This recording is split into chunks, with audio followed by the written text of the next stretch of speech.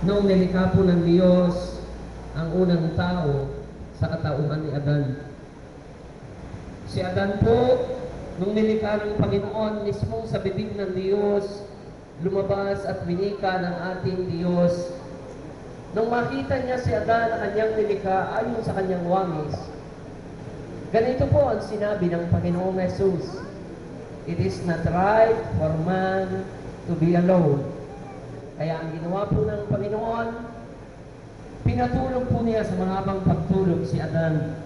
Sa kanyang pagtulog, kinuha po ng Diyos ang isang bahagi ng buto sa kanyang tadyang.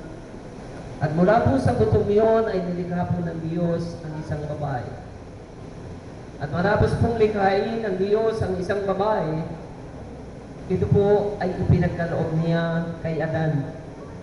At nung ito po'y makita ni Adan, napuspos po ng kagalakan ang puso ni Adan pagkakita